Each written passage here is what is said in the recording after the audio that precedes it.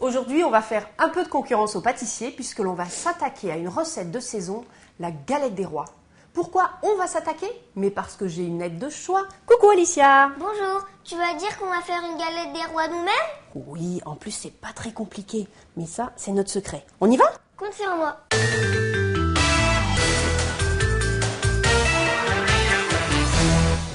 Pour cette recette, il nous faut 2 pâtes feuilletées tarte en Omerta et pour la frangipane, des amandes en poudre, du sucre, du beurre mou et 3 œufs. Et tu oublies la fève. Ah oui, la fève. Alicia, on va commencer par mélanger le beurre mou avec le sucre en poudre.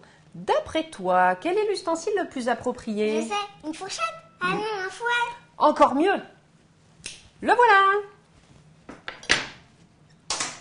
J'ajoute le sucre et tu mélanges énergiquement. Vas-y, je tiens le saladier. C'est très bien, le mélange va devenir un peu mousseux. C'est bon. Je récupère le fouet et tu vas pouvoir ajouter les amandes en poudre. Vas-y. Je mélange et 2 œufs entiers. Oh, j'ai pas séparé les blancs des jaunes. Mets dedans. Oui.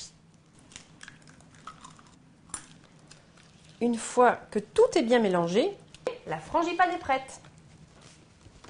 Alicia, tu commences à dérouler la première pâte feuilletée sur la plaque du four en conservant la feuille de cuisson. Très bien. On verse la frangipane au milieu. Et avec nos spatules, on va étaler délicatement la frangipane jusqu'à 2 cm des bords. Comme ça, c'est bien? C'est très bien, continue. Ensuite, on va recouvrir avec la deuxième pâte feuilletée. Et la fève? Oh, j'allais oublier la fève. Heureusement que tu es là. Vas-y, dépose-la où tu veux. Ici, voilà. Et on dépose la deuxième pâte feuilletée bien bord à bord. Maintenant, on va souder les 2 pâtes feuilletées en appuyant avec le bout des doigts tout autour, en pressant bien fort. Parfait. Deuxième étape, on fait un petit ourlet d'1 centimètre à peu près, comme ça, toujours en appuyant.